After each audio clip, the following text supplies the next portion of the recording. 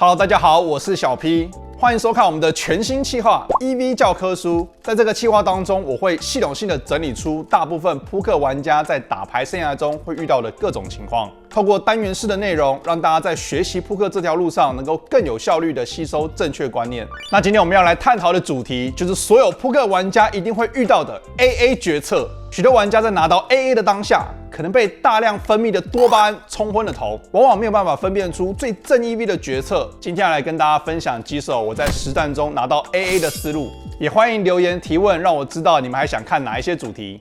那我们今天呢，跟大家介绍我们发生的4手牌。那这4手牌呢，分别有2手是在翻牌前 all in， 那后面2手呢是有打到翻牌后。首先第一手呢是在8人桌的 UTG， 然后我选择了加注，然后小盲位的玩家 all in。那我们来看一下这手牌的状况。好，那我们在 UTG 拿到了8人桌的 UTG 拿到 AA， 我们选择加注，然后这个时候看起来是弃牌到小盲位在想，小盲位大约有10个大盲。好，他选择了 all in， 我们这是一个很明确的跟注。看到对手的手牌呢是1对10啊，他的决策也是没问题的。对10本来就是要 all in。好，那这手牌呢，看起来我觉得算是对于大部分的人应该都很明确的，应该知道会跟注。那我想要补充一下，就是在翻牌前的状况呢，基本上1对 A 在任何 all in 的情况下都要跟注。有没有例外呢？其实有啊。我现在想起来的第一个例外呢，就是在资格赛的情况下，原因是因为资格赛可能是前10名都是门票，也就是说你有多少筹码量都是拿到一样的奖金，而且是门票的时候呢，有的时候1对 A 翻牌前被 all in 的，你反而弃牌赢到票的几率还比较高。当然这是一个特别的状况啦，所以简单来说，除了资格赛之外，翻牌前 AA 面对 all in 都是必须要跟注的。希望观众可以知道这一个重点。好，那接下来第2手牌呢，这位对手在7人桌的 UTG 加注，那我呢是在 Hijack 位这边拿到了 AA， 然后我们有一个决策要做。好，那接下来这手牌呢，看到的是7人桌的 UTG 选择了加注，那我们这边9个大盲的1对 A。那这手牌我选择了 all in， 但是我要说它其实有除了 all in 之外的做法。那这什么意思呢？大家可能很明确知道 AA 翻牌前 all in， 那当然是没有问题的。刚前面就有讲过了，但是其实这手牌可以考虑跟注。那跟注的好处是什么？跟注的好处是，如果说后面有一些玩家拿到一些更边缘的手牌，可能会支付我们更多的筹码，譬如说第2位或8位，他们有可能拿一些更弱的牌啊，譬如说 KQ 同花会做一个挤压。那如果说我们选择了跟注，他们拿这些牌，不管是跟注或挤压，我们都有机会赢到更多的筹码。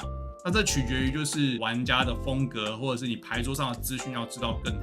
那在猎人赛呢，其实我会偏向不慢打，原因是什么？因为猎人赛呢，我们是短筹码的情况下，我们如果 all in， 很容易被一些乱七八糟的牌跟住，比如说什么 KQ 啦、QJ 同花啦、A8 不同花，就是很宽的范围。也就是说，如果他预期是一个很宽的范围，翻牌前会跟住的话，那我觉得 all in 是最好的选择。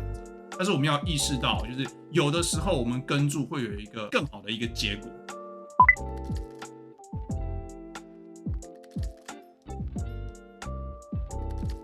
好了，这手牌呢，就是在这个7人桌的 UTG， 他选择加注。那假设我的筹码量高于20个大盲的话，那这个时候呢，我们就会有一个3次下注的策略。详细的细节呢，其实可以到我们的课程去观看。那简单来说呢，就是我会3次下注到5个大盲。假设我有20个大盲的话，我会3次下注到5个大盲，然后再看对手怎么做。选择5个大盲其实有很多的逻辑，那最主要原因是因为我们没有投入过多的筹码。也就是说，假设我今天在炸胡，比如说我拿到了 A9 不同花，我可以利用5个大盲来尝试赢下这个底池，不用损失全部的筹码量，来让我们冒一个更大的风险。所以我们要3次下注，就会选择5个大盲；如果要选择跟注的话呢，就会选择跟注。低于15个大盲的情况下，我们只会有 all in 或者是跟注；超过20个大盲，我们才会有一个3次下注的策略。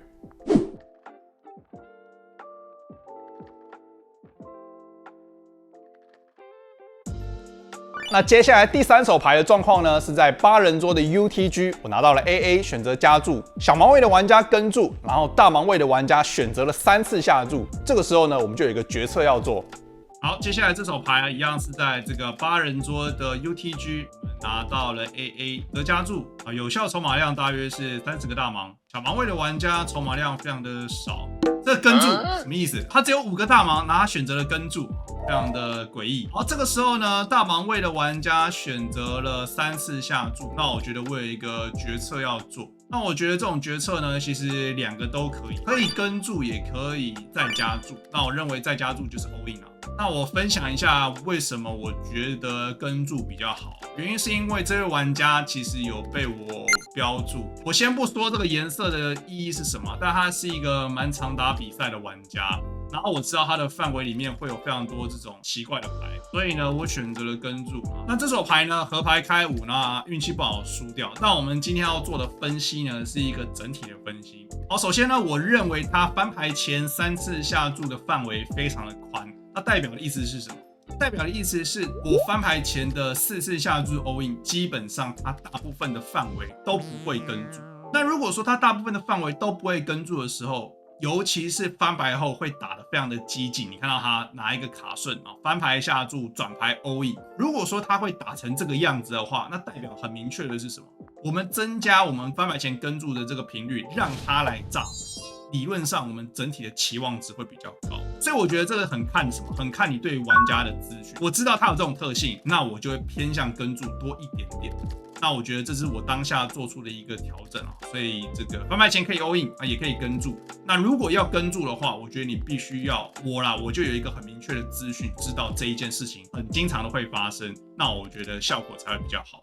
那翻牌他选择了持续下注，我们可以跟注也可以加注。逻辑上是，当我们有位置的情况下呢，我们跟注的频率会比较高，原因是因为我们有位置的优势。那在转牌呢，当然这个对它的整体的范围是蛮好的，它会有很多的 KQ 啊、AK 啊。那不管怎么样，我还是赢这些手牌嘛。KQ 不是啊，但是我们赢 AK 啊，我们赢很多它这种炸胡的手牌。翻牌前跟注就是为了让它持续的下注的炸，对我们转牌呢是一个非常轻松的跟注啊，只是运气不好，河牌开了一张5，所以让我们输掉了这一手牌。那第4手牌呢是在8人桌的 UTG 拿到了 AA， 这时候我们选择了加注，8藤位的对手选择跟注，小盲位的对手也选择跟注，大盲位的对手也选择跟注，所以这是一个4人底池到翻牌后的情况。好，接下来这手牌啊，又是在8人桌的 UTG 拿到了 AA， 选择加注。桌上玩家筹码量大约接近40个大盲，我有40个大盲，有蛮多玩家的筹码量都比我多。好，我们看到了这个 bottom 位的对手选择跟注，小盲位的对手也选择跟注，大盲位的玩家在想。好，所以是一个4人底池，看到翻牌啊，翻牌是 KQ6 啊，对上我们前位的范围呢是非常的有利，所以在翻牌呢，我们会有一个相对高频率的持续下注。那我们整体的下注频率，我认为会高达超过5成，5成到7成左右。那我觉得都是一个合理的下注的频率。这个时候 bottom 位玩家弃牌，小盲位玩家跟注啊，大盲位的玩家在想。好，转牌来了一张梅花 J， 所以是 KQ6 啊，2个红心，2张梅花。那在这个转牌，其实对小盲位的范围是相当有利。那我们的范围当然也会有一些AK 啊、KQ、KJ 的顶对，但是小盲位的范围呢非常的紧啊。我认为它会有 K10、KJ 啊、KQ 它也有可能会跟注啊，当然会有一些 QJ 同花啊。我刚刚讲的那些牌，当然它会有10J， 它也会有 A10 同花。所以我认为在这个转牌，其实我们的下注频率不会到非常的高，有的时候我会过牌，有的时候我会下注。那河牌他选择下注半个底池，我们这边选择跟注，原因是因为我知道我们这边还是领先部分的价值手牌，譬如说他的 K10 同花，他觉得他在价值下注，他觉得我可能会有 AQ 和 AJ 会制服他的手牌，所以他做了一个半个底池的价值下注，所以我们当然要跟注。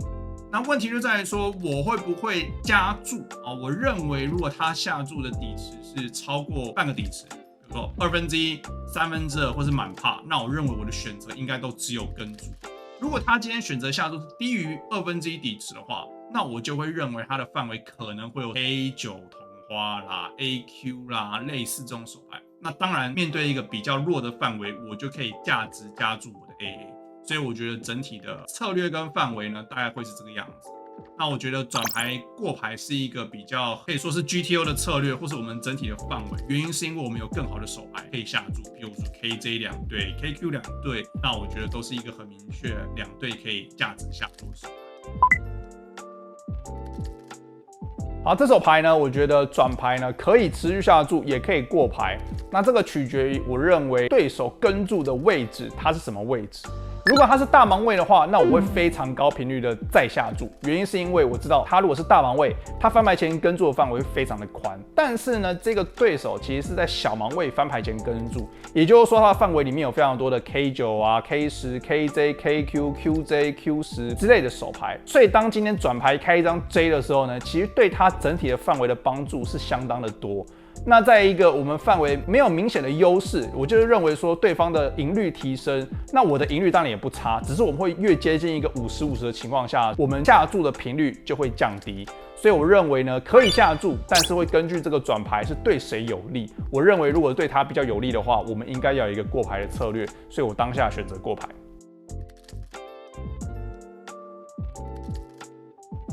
当我们今天转牌过牌的时候呢，我认为它的合牌在过牌的情况下，那我们的 AA 呢绝对是一个最好的手牌。所以我认为，假设我今天是拿 AA， 我一定会下注；我拿 AK 我也会下注。那我认为下注的尺寸呢，就是认为它会跟注的手牌范围，譬如说什么 K9 同花啦、K10啊，甚至是一些我不知道 Q10会不会跟注。但我认为，如果它过牌2次到我们的话，合牌是一定会价值下注。那我认为预设的下注尺寸应该是半个底池到更多。那今天的影片就到这边，未来 EV 教科书会持续推出更多浅显易懂的思路讲解以及工具应用。如果你是进阶的扑克玩家，更可以推荐你购买我的翻牌前课程。喜欢这个企划，麻烦帮我按赞加分享，我们下次见，拜拜。